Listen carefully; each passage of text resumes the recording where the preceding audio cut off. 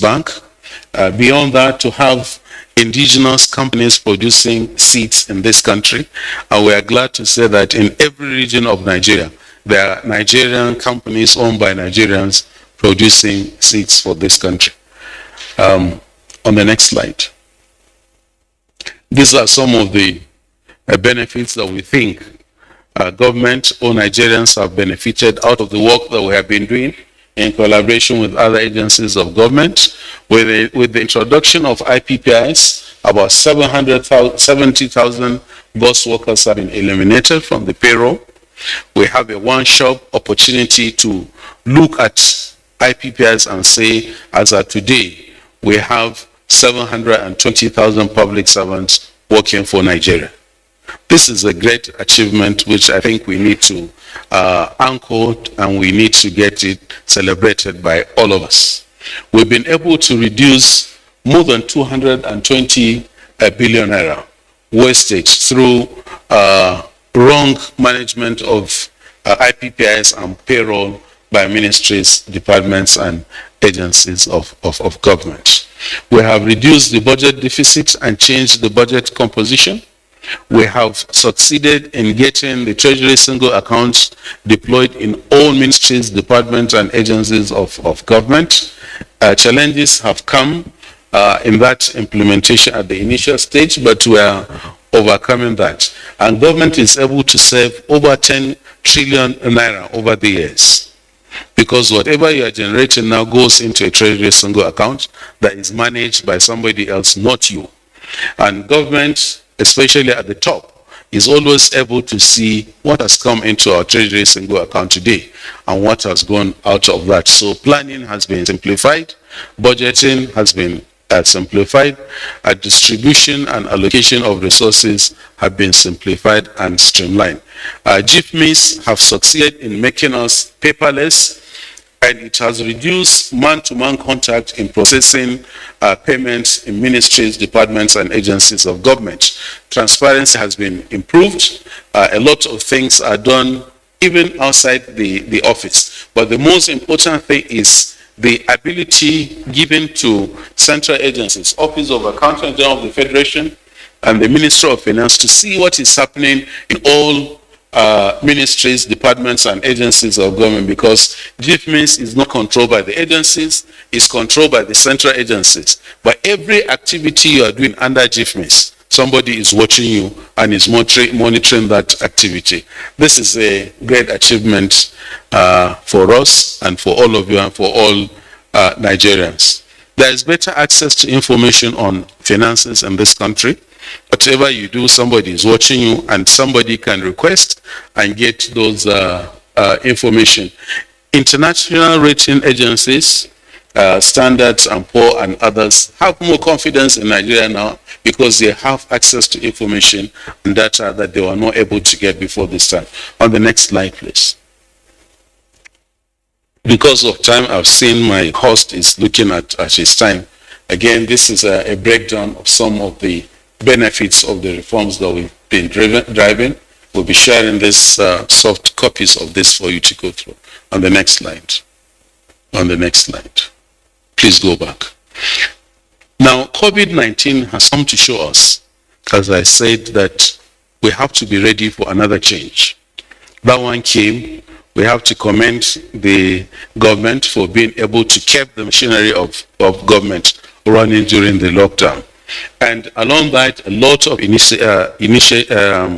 reforms have taken place around use of IT to simplify processes of accessing services, our documentation processes, to improve transparency and other things. But the most important thing that it has shown us is we have to upskill and reskill. We have to get the public service to be trained to get to that level where they will provide 21st century public service to the citizens of this country. On the next slide. Now, these are some of the things we are looking at post-COVID-19 public service reforms in Nigeria. On the next slide. In conclusion, I want to tell you that the essence of reforms that we have been driving over the years is to make sure that government workers put the citizens at the center of governance. The citizens are ahead of us, Nigerians are ahead of us, and we have driven a process of transformation to improve access to government services, to improve the quality of life of citizens of this country, to improve transparency, and give the citizens the opportunity to participate in governance. We have just started. If you compare us with the United Kingdom, we'll be far away. But if you compare us with other countries in Africa and the Asia that we've started, I think we have done quite a lot. We have set in a foundation for transformation that will change the fortunes of this country. We have not been able to do this without the support of the central government, the president, and other agencies of government that have been supporting us to drive this, the media and the civil society groups. We urge you to continue to support us directly or indirectly to ensure that we succeed in transforming Nigerian public service and to make sure that by the year 2025, we will be among the first 20 public services in the world. On the next slide, please. Can you play the video?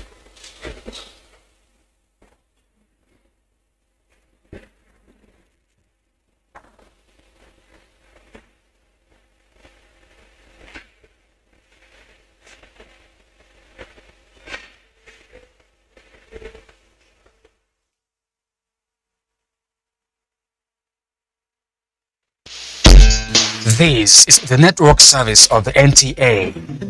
We now join our outside broadcast crew for a live telecast.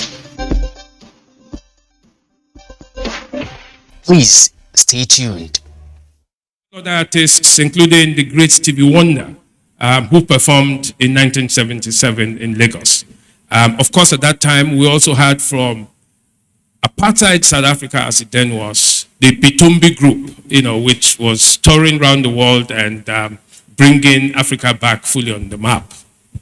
Now, after 1977, there's been a lull, but in 2010, Abdoulaye Wade, who was president of Senegal, had the third, as it will now be, in the FESTAC series. He hosted the world, the Black and African world, to another festival of arts, again in Dakar.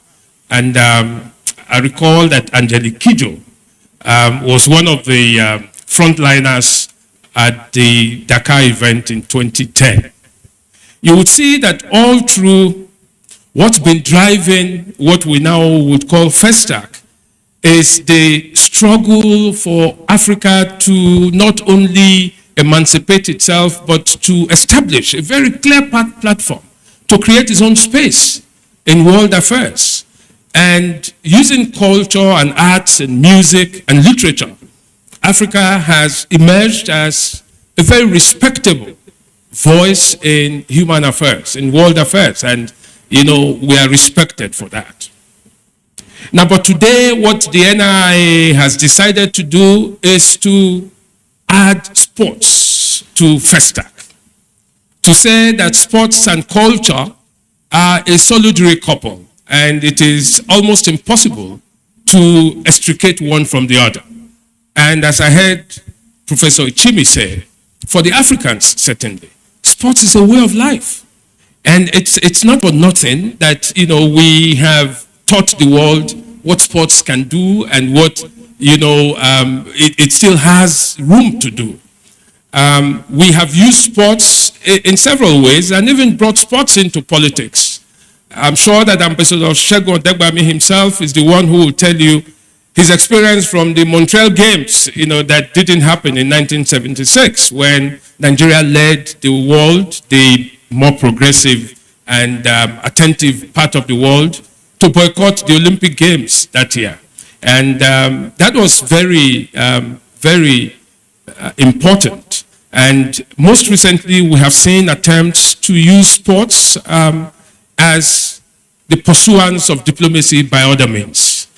Even the last time when China was going to host the Winter Olympics, we saw how sports itself had become so enmeshed in that whole intricate world of diplomatic politics. So sports is very important. But the one thing that you can never take away from sports is the fact that it's an instrument of peace. You know, because where you talk sports and where sports takes place, you would find an atmosphere of peace. Little wonder, in our first colloquium, we were reminded of the event when the great Pelé came visiting Nigeria during the Civil War, and the combatants on both sides asked both the federal side and the side of Biafra to please allow them, you know, one moment of grace, you know, to take and sever in that whole business of football. That's what sports means. It's peace and everywhere.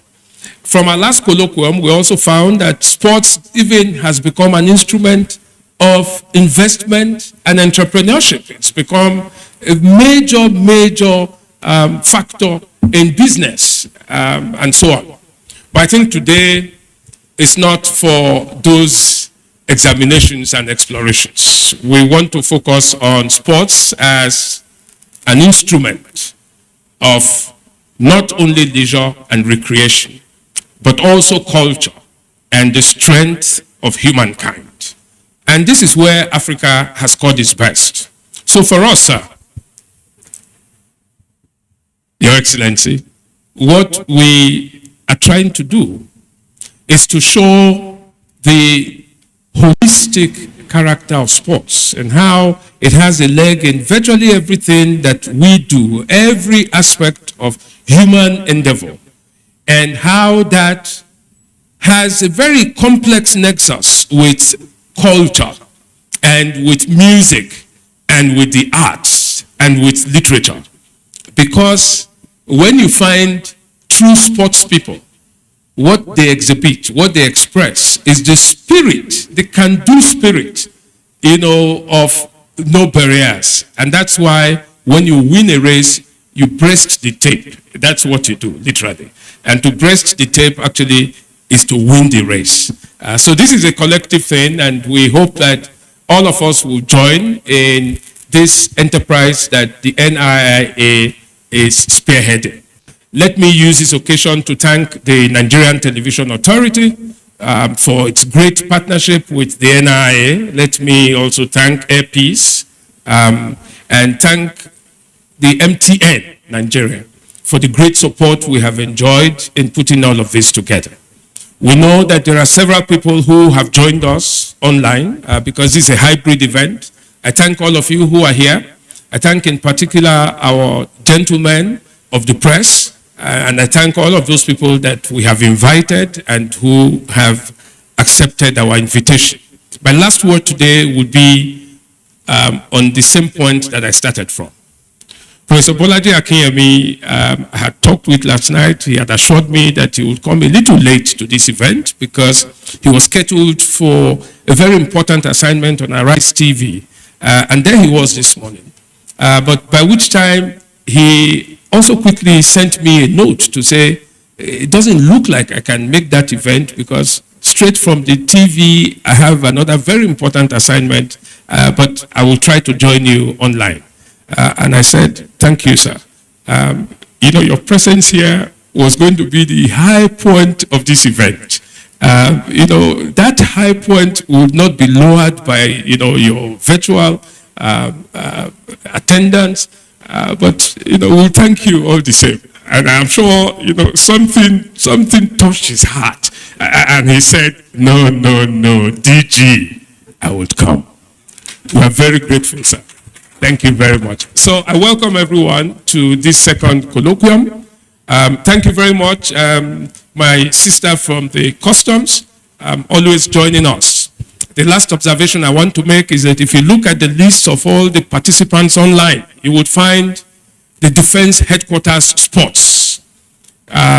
You will find sports of the Navy. You will find sports of the Air Force. I want to, all of you, thank the Chief of the Air Staff, the Chief of the Naval Staff, and most of all, the Chief of the Defense Staff, who have become very wonderful partners of the NI in these great initiatives. So we invite everyone, to join in this great event. It's actually a FESTAC of celebration. So we welcome you and thank you very much. That is the Director General of the Nigerian Institute of International Affairs, Professor Husa Osahai, who has just delivered his welcome address to this event. Make bold to say that the presence of former Minister and Director General of the NIA, Professor Bolaji Akinyemi, is one that makes this event to be unique, having traversed quite a number of events. The event is the second edition of the colloquium organized by the Sports Diplomacy Desk of the NIIA, led by Ambassador Olusegun Odegbami in partnership with NTA, EPIS, and MTN. Today we are looking at the role that culture and sports will play to ensure that there is peace, there is unity, there is development, sociological and anthropological, in our society. Tour de France has become a household name because sports is combining with culture. And of course, you remember that in Africa, our own All Africa Games was part of the ways of using sports. So,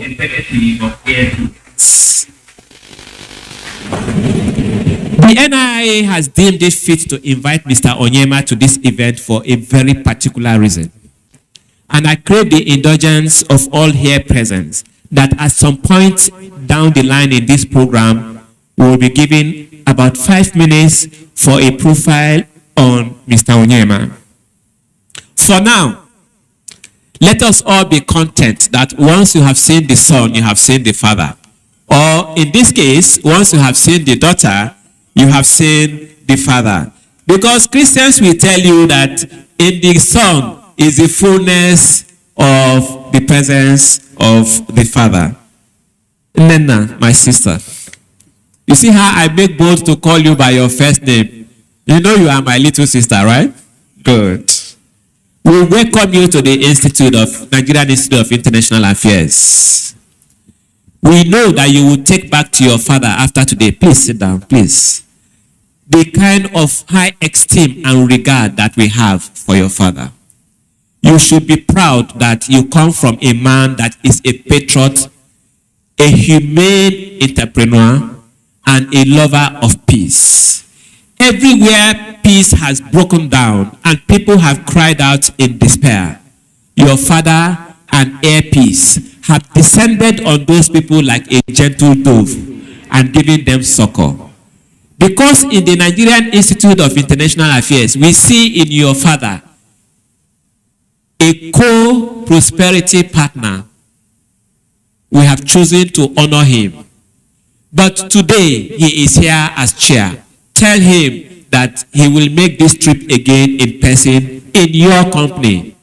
There will be time for profiling of Mr. Alan Enyema, ladies and gentlemen. But for now, please, let us just content ourselves with a round of applause for Nnenna Onyema. Thank you very much. I know you are anxious to say something. You will have your time. If you could take your seat after a short profile, you will then come and tell us what you have to say. Thank you very much. Thank you very much.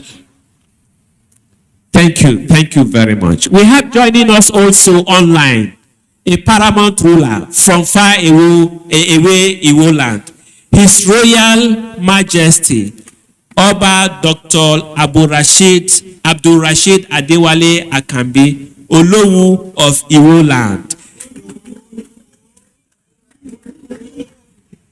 Okay, Olowu.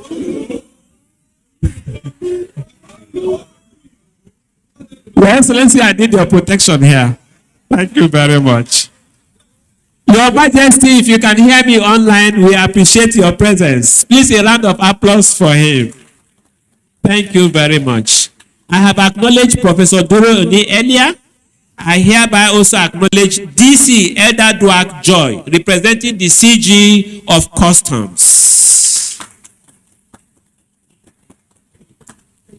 Thank you, distinguished ladies and gentlemen. We shall be recognizing other dignitaries as we move on. At this point, however, may I call on Africa's finest in the area of diplomacy. Your Excellency, the former Minister of External Affairs, former Director General of this institute, Professor of International Relations and and Politics, Professor Akiyemisa. You're welcome.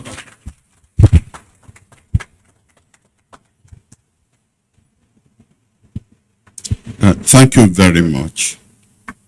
The Oluwofiwo will send you a chieftaincy title, but that's when you know how to pronounce it properly. DJ sir, Your Excellencies, ladies and gentlemen, I don't know why I'm here, because if you look at the size of my stomach, you will know that sports and I are not friends. So, but since the DG has decided to get the microphone to me, I suppose I have to say a few words.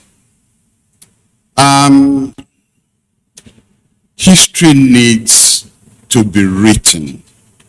I don't know who's going to do the writing, but it's got to be under the auspices of this institute.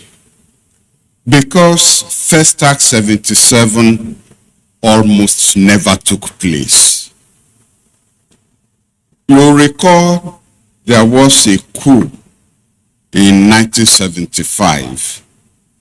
And part of the justification for that coup was that there's too much wastage of funds. And the new government was now looking for projects which they will cut off. And FESTAC turned up on the list. I don't like embarrassing people, but there were 3 people, I won't mention their names, who decided that it was going to be a tug of war, but that we must save FESTAC. Fortunately, we had on our side MT Yusuf, who was IG Police, a radical in his own life, and T.Y. Danjuma, who never smiled and still doesn't smile. But if you manage to convince those 2, then you're sure that you've almost won the war. But it remained one more person, and that was the head of state, Murtala Mohammed. And nobody wanted to go to him with preserving FESTAC 77. So T.Y. Danjuma then just said, Bolaji, Dele, and that was Dele Cole, the 2 of you go in. And I said to Dele, you go in. I'm not a soldier. I'm not a soldier. If General Danjuma won't go with us, Dele, you go in. Dele said he won't go in unless T.Y. Danjuma went in with us.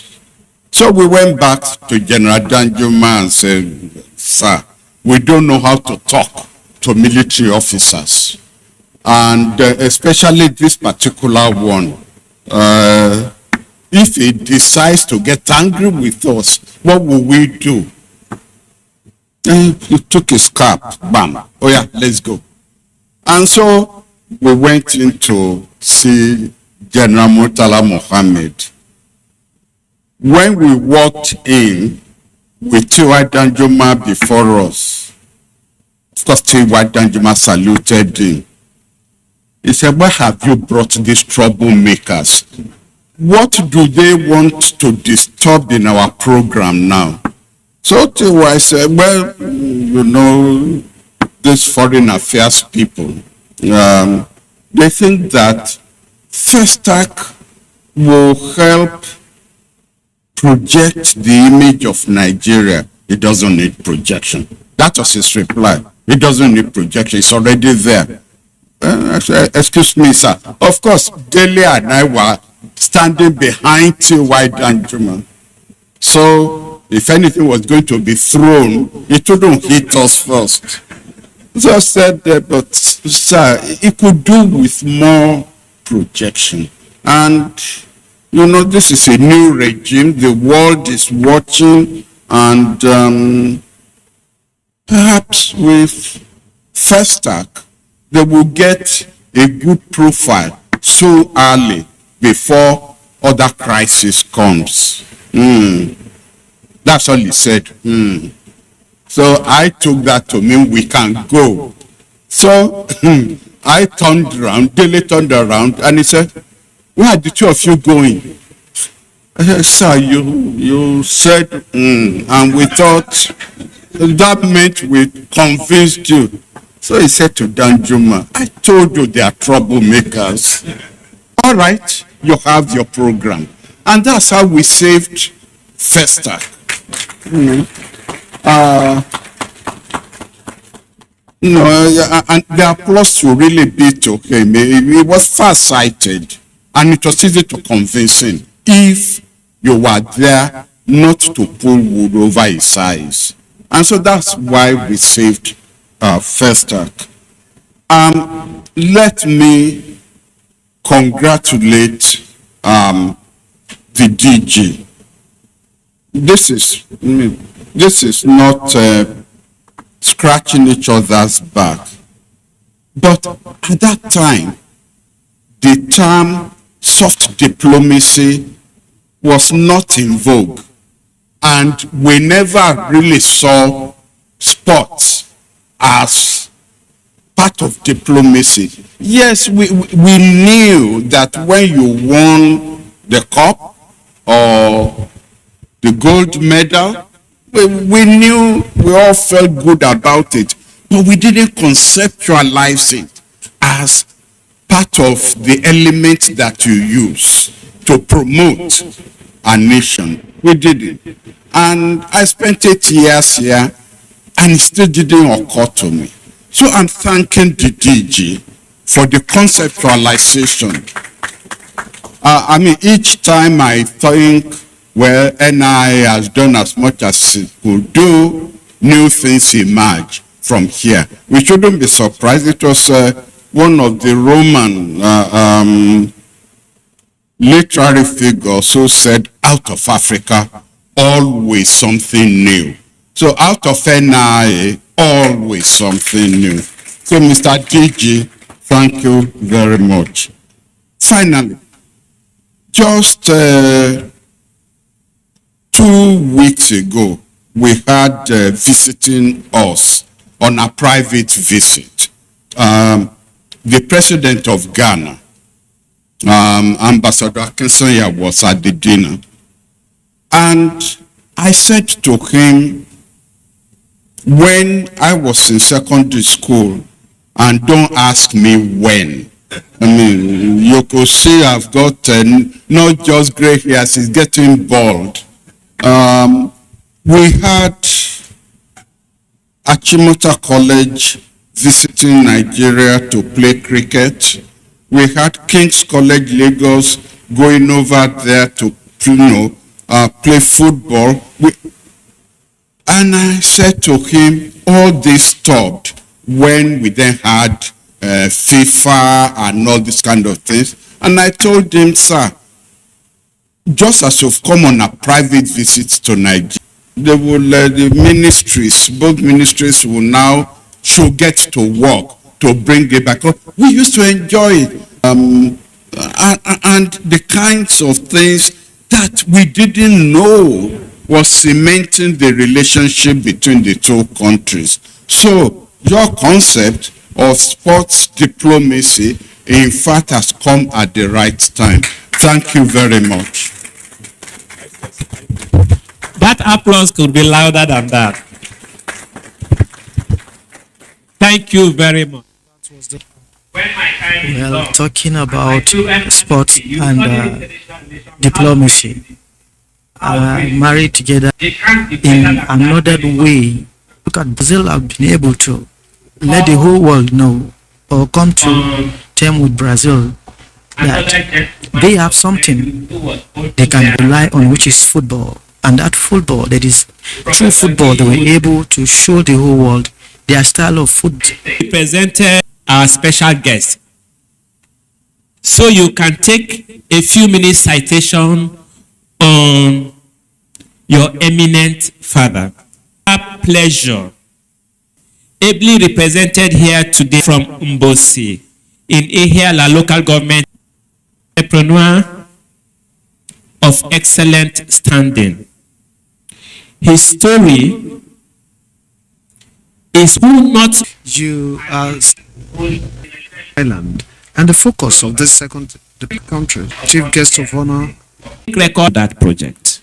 Institute of Relation of ask you, our dear sister, institute, and indeed his contact in this. As a Nigerian, he knows what challenges of happy he conveys us around as Tangent Abuja of 4 decades ago, Black Arts and Culture, an event that was named the Black Festival of Arts and Culture, popularly called FESTAC 77. FESTAC reawakened Black consciousness. FESTAC was the greatest and largest assembly of the Black race in history. The theme of today's event is FESTAC 77, FESTAC of Sports. Here, the spirit of FESTAC is reawakened in sports to unify and create a new consciousness where it has become powerful from the debating clutches of our past. In international diplomacy was evident in the history last-minute boycott of the 1976 Montreal Olympics Games in Canada by the atrocities of the apartheid measure to eventually and for the Black race in general. Nigeria led that boycott days after the athletes arrived in Nigeria. The athletes happily left Canada as a mark of solidarity with oppressed Black peoples of the South Africa for their sacrifice. Air Peace Limited shall sponsor our nation, beginning with the Nation for Knicks, the Commonwealth Game. Air Peace shall sponsor an event. The surviving for the nations. We do this in recognition and harmony to have faith in our nationalism with his attendance, to be given this special opportunity to honor. Of being who have a free air peace flight across the continent or the world is an honor, is a way of immortalizing them, both the ones that are arm of the diplomacy between Egypt and Israel, the Arab-Israeli war, and Arab-Israeli war.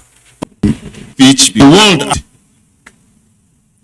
centuries of a place we can call home and be very proud. We are scattered in over 77 countries around the world, very fragmented, fractionalized to fight in the war of civilizations. For almost 5 centuries, we have fought what has been a losing battle. That first global effort that took place in 1966 in Dakar, with the introduction of FESTAC, an event that was designed to bring together the Black race, to revive their dying but sophisticated traditions, culture, art, history, and so on, and to form a common front to fight this battle of civilizations, failed. In 1977, 22 years after that effort in 66, It happened again in Nigeria.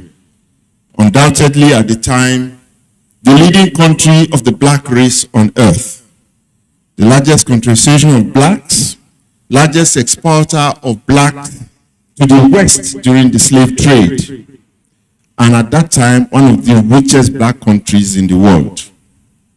FESTAC, therefore, was the largest gathering of blacks in history.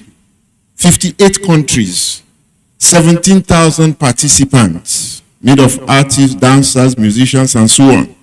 A whole city was built to accommodate them, and a colloquium for intellectuals to discuss the future of the race and to carve a pathway to dignity, respect, freedom, and the struggle for equality in the world was established. That was in 1977, almost half a century ago. Since then, the dream died. The vision and the mission died. Why? That is the million-dollar question. That mission was noble. Without coming together and joining forces, the black race will continue to wallow in the pit of hell here on earth. We must get out of that heinous pit. How can we do that? We must draw on wisdom, the wisdom of the ancients. We must draw on the spirit of our ancestors, on their industry, their hard work, their physicality and spirituality, their cultural and moral values, their patience, their unique skills, and their innovativeness. So, some of us think about sport, its impact and place in the world. What we see is an activity that draws up an intriguing question. What can sport not do? Nelson Mandela said, sport has the power to change the world. He's not a frivolous person to just have made that statement. It is true. Sport has remained immune to all the vagaries of politics, of religion, race, inequality, and so on, and has created a level playing field for global competition. Sport has done what no other human activities have accomplished. Wars have been fought for sport. Wars have been resolved for sports. Wars have been terminated or temporarily halted so that sport can take place. Entire cities have been built to host events. And the fortunes that are embedded in sports now are mind-boggling. There will be no bigger industry in the world than the industry of sport, when you really think about it.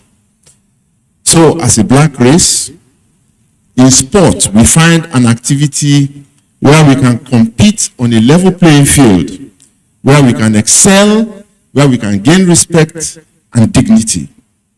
So we start to dream a new possibility and new ways.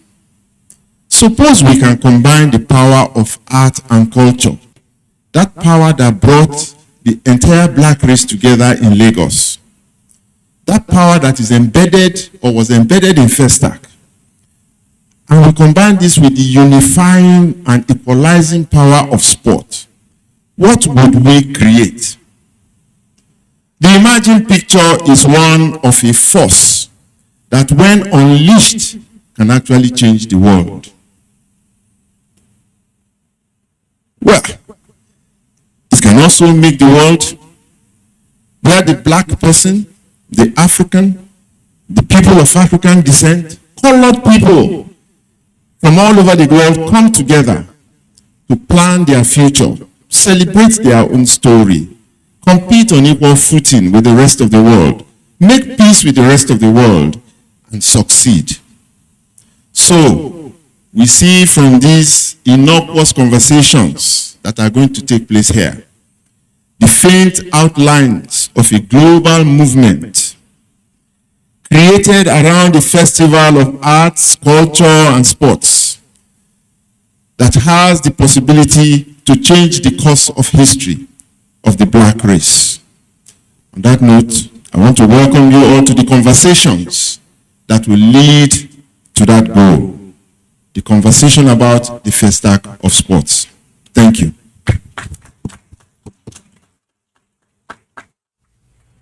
That is the head of the Sports Diplomacy Desk at the Nigerian Institute of International Affairs here in Lagos, Ambassador Olusegun Odegbami. Sports has become a unifying factor and an element of culture that contributes to human development, strengthening national cohesion and rapprochement.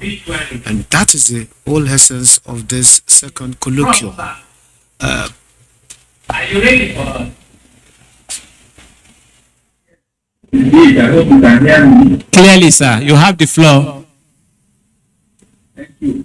The Director General and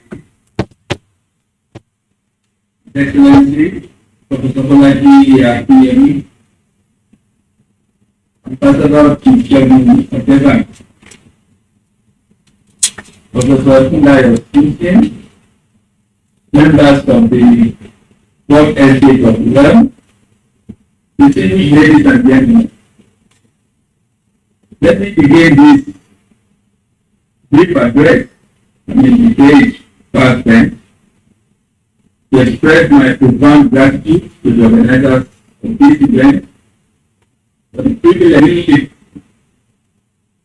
though with some trepidation. I wish I was to state from the onset that I share the vision to organize the conversation series FESTAC of sport already provides vocabulary on my understanding the vision of the organizer. Not only the hosting of the Cross-World Black and African Festival of Arts and Culture, long overdue, since the second one was put here in Lagos, 1977. But what with the addition of sports diplomacy to the original vision was stability and efficacy of the festival.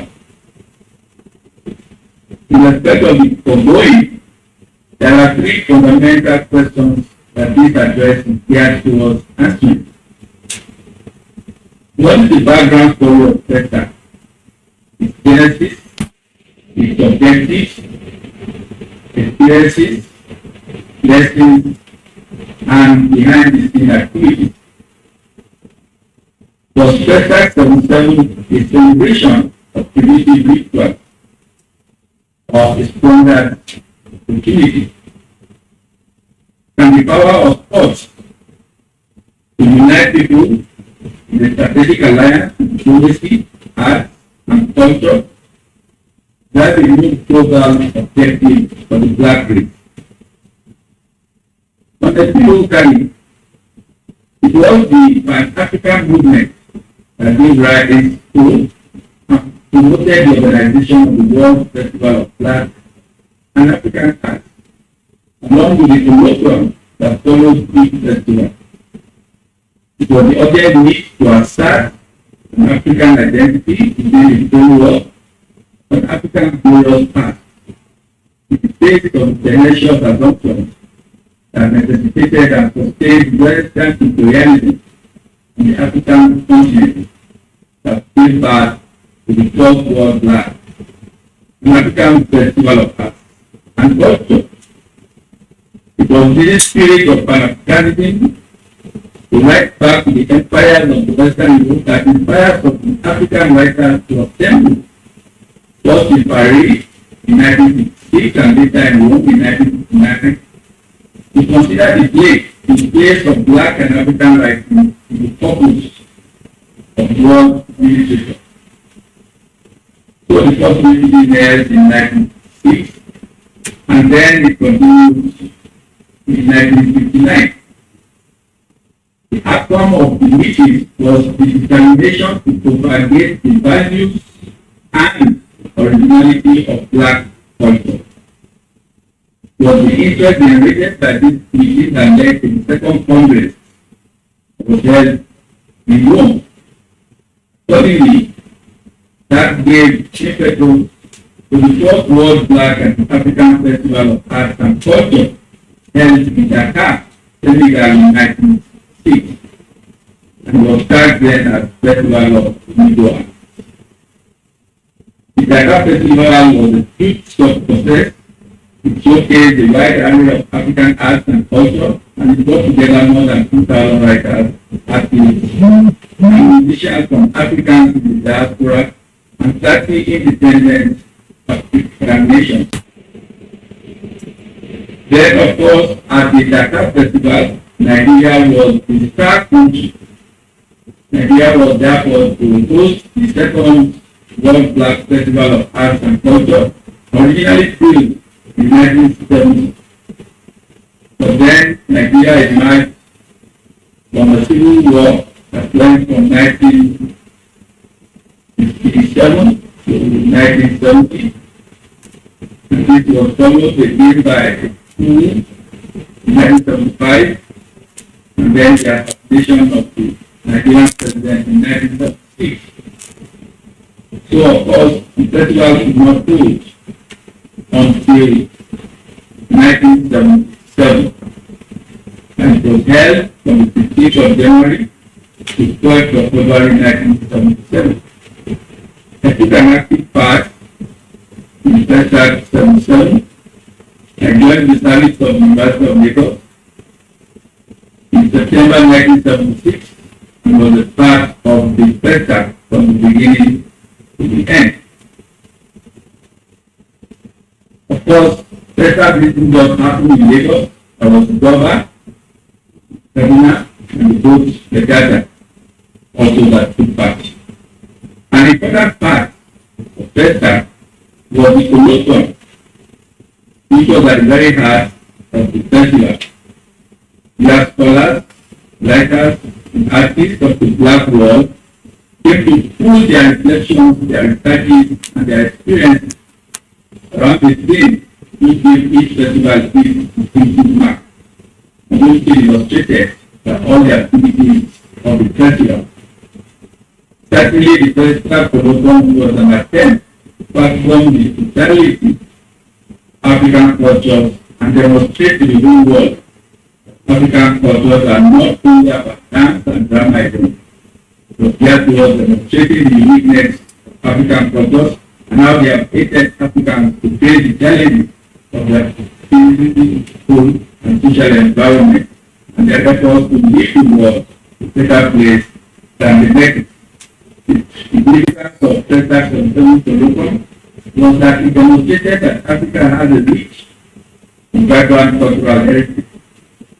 Very importantly, also to show that Africans were not mere passive victims of nature, and that in their march to history, they responded eventually to different challenges they encountered, and at every stage attempted to bring the community success to impose form and order of the natural forces around them.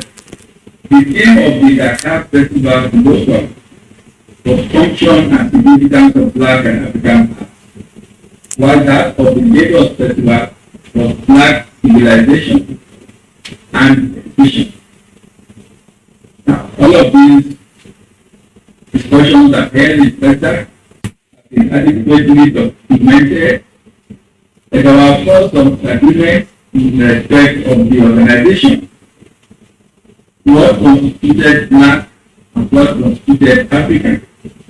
It was felt at some point, raised by Senegal, that the North African countries were not Black people, and that South Africa, of course, was being in the apartheid era. So the agreement was whether to exclude some countries from Africa in the organization of the festival. But the Nigerian head of state, Mohammed, gave a powerful response. Let me quote it here. That's why the federal military government would not like any African country or to act immediately to withdraw from the festival.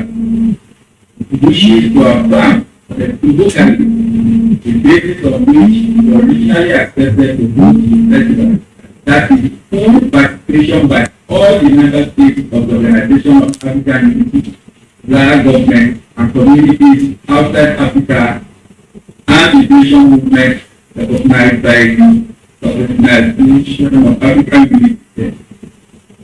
So that was it, and the FESTAC head with the 59 constitution and education was being derogated extensively, and some recommendations emanated from it. Now let us go to some aspect of this that seems to have made some people maybe uncomfortable within the Nigerian context.